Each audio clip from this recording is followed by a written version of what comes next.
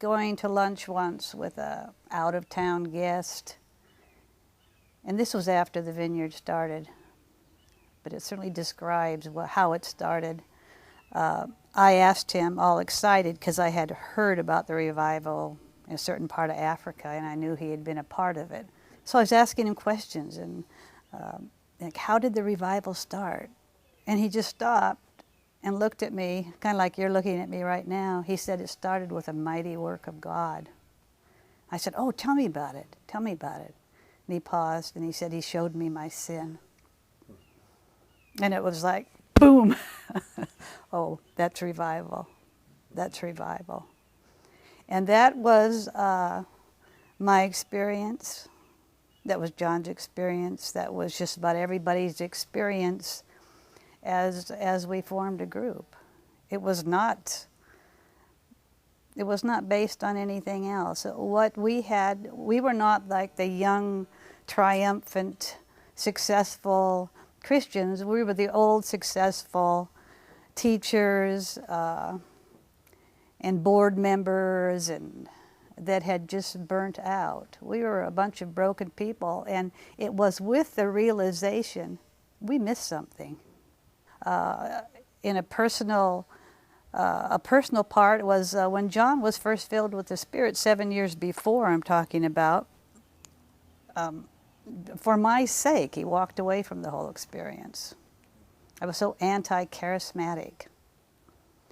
And he knew Jesus was still Jesus, but he wasn't going to, get us kicked out of our little safe church. So there was, my experience was multiplied 100-fold as people would come in and they would see where they had blocked God, or if their experience of God became the norm or the standard, and there was no allowance for anything being different, and everyone had to line up and agree to all things, and it was heartbreaking. It was heartbreaking because when John left pastoring and went to Fuller to work with church growth and School of World Missions, the church just kind of, all the people we had led to the Lord and had such wonderful beginnings with, everybody became sort of disheartened and dwindled away. And so in the meantime, somewhere around then, as I talked about this heartbreaking experience, and God showed me my sin. And I felt, and John was very burnt out too. He was tired. He was traveling with church growth. He, no character issues. He was just tired, and I think disillusioned from just watching what we had spent 7 years on our life, not building, but being a part of there at the Friends Church, just sort of like dwindling away. And he was thinking, Lord, if it's you, why does it make a difference whether I'm there or not? If it's you, it should go on and on. Like, it's not right that the people are dependent on one person, their welfare. The same way John was thinking this way, I was having a personal experience with God, starting with a dream where I woke up speaking in tongues, which frightened me because I didn't really believe in it. But it made me lose all confidence in my own thinking. So I did not go into this, what became the Vineyard, with a lot of confidence. I came in with almost no confidence, with minus confidence in my own perceptions of things.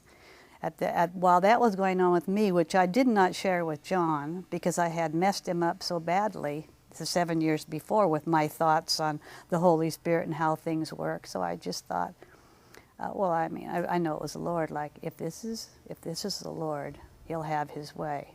It's not going to take any help from me. But John at that time was tired and weak and broken and disappointed.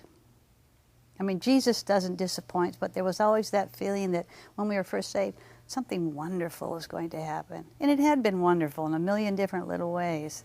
But it was, you know, it was like, wait a minute, this isn't it. This isn't it. Like, it's now at that point, 14 years later, and what we had felt, we were so excited about the Lord at the beginning, and still excited about the Lord, but it had turned into some kind of a religion for winners, like where the successful, you know, get a star, and the poor suckers that don't have anything or don't have the character, or there just wasn't any place for the weak. There just wasn't any place for the weak. So it was, that's the kind of people we came together.